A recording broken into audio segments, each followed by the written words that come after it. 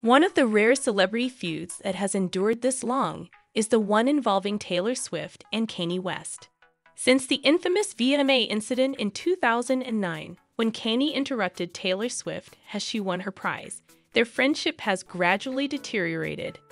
Any formal announcement, conversation, or new music release that is leaked online has the potential to rekindle the controversy. Since they first started dating, Taylor Swift and Travis Kelce have not experienced a serious split. However, following that, Kanye decided to publicly criticize Taylor, and things changed. Not surprisingly, Travis was not happy to learn this information. He became vehemently defensive about Taylor and declared that he would not tolerate such hatred. Because of his physical strength, fans felt that Travis was much more serious, which increased the sense of terror in the situation. But exactly how did Kanye West reignite the drama? How did Taylor Swift react to it? Most importantly, why did Travis Kelce go insane? In today's video, we will go over all of this, so make sure to watch all the way through to the finish to make sure you don't miss any juicy details. Remember to subscribe to my channel before we begin so you can stay up to date on all of the celebrity dramas. For those of us who love news and celebrities, the ongoing turmoil involving Taylor Swift and Kanye West is nothing new. It's just an unending roller coaster. Nevertheless, nothing was quite as it looked. Before the 2009 VMA incident, there was not a lot of conflict between Kanye and Taylor. They were reported to have somewhat respected one another's contributions, but everything changed drastically on September 13, 2009. It had never happened before. It had this time. With her music video for You Belong With Me, Taylor Swift took up the Moon Man Award for Best Female Video at the MTV Video Music Awards. Just a small portion of the audience was truly disturbed, but the great majority was happy. And instead of just accepting it, one of them decided to do something about it. Taylor ought to have been relishing her moment at this point, but Kanye West interrupted her acceptance speech with a simple "Yo, Taylor, you can finish, and for that I'm really happy." On the other hand, Beyoncé's video is among the best ever created. With that, he exited the stage. I'm really happy for you. I'm gonna let you finish. But Beyoncé had one of the best videos of all time. The crowd was understandably shocked after that. He immediately provoked a backlash, to the point where President Obama disparaged him. Taylor shared his complete perspective on the matter. The fact that I had just won the award and that Kanye West /Kanye West was about to enter the stage added to my enthusiasm as I stood there on stage. I stopped being excited at that point. When Kanye went on The Tonight Show the following day, he was inundated with hate mail and felt compelled to apologize. This has been a difficult day. I'm just trying to accept the possibility that in my zeal to aid others, I may have hurt someone or taken something away from a talented artist. I quickly saw that this was not the case in this particular circumstance. I hurt someone else's sentiments. It was rude, of course. Still, he didn't call Taylor Swift. Instead, he just issued a public apology. In an interview with The View magazine, she revealed this. "He has not reached out to apologize," she answered. "I won't say that it didn't scare me. I had a live show in 5 minutes, so I had to return to my performance site. I never would have imagined that so many individuals, especially the other artists who showered me with love in the hours that followed, were looking out for me." Taylor said in response to Kanye's direct message, "He was very sincere in his apology, and I accepted that apology." He even sent Taylor an apology on Twitter, saying, "I'm sorry, because we are both artists, managers, and the media are trying to keep us apart. The person who needs an apology the most is her." And after that, despite the appearance of everything being all right between them, they weren't. A year later, Taylor consented to participate in the VMAs and chose to perform her song Innocent, which was allegedly composed for Kanye West. And so their never-ending story together started. In the years that followed, there were ups and downs in their relationship. Furthermore, there have also been moments when supporters have lost faith and believed that their connection would worsen. as well as moments when they have believed that it may improve. Knowing Kanye, he was unaffected by this.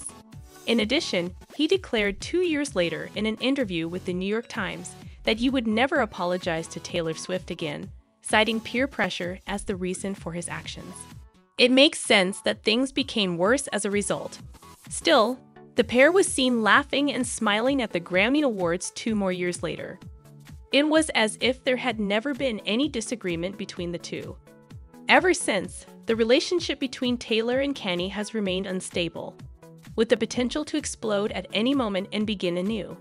In 2016, Kanye made his song Famous available. I should have said, I think Taylor and I might still be having sex. Why? I made that be famous. Then the entire drama broke out once more.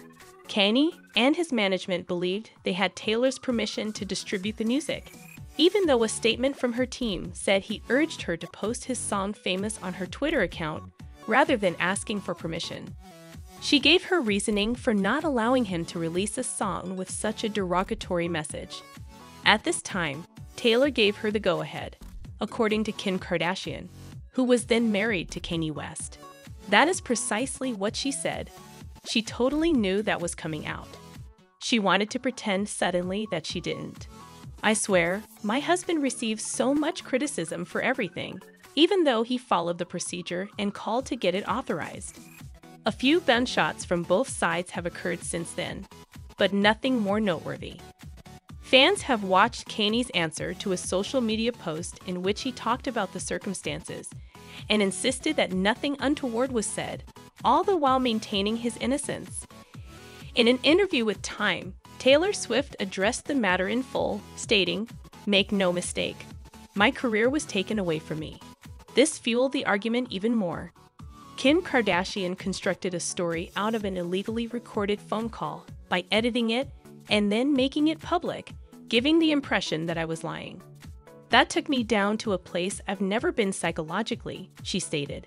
I moved to a different country. I spent a year living in a rental house before I moved out.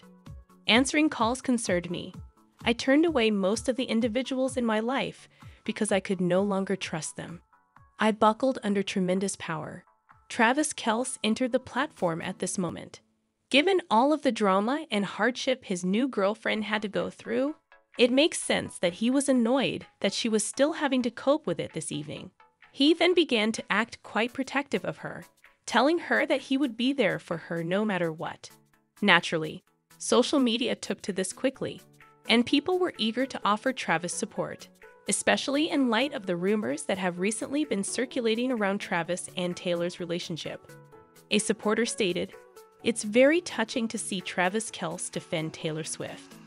It takes bravery to defend someone in public, especially in light of the current media circus. Because of his quiet personality, he is not only an amazing athlete but also a great companion.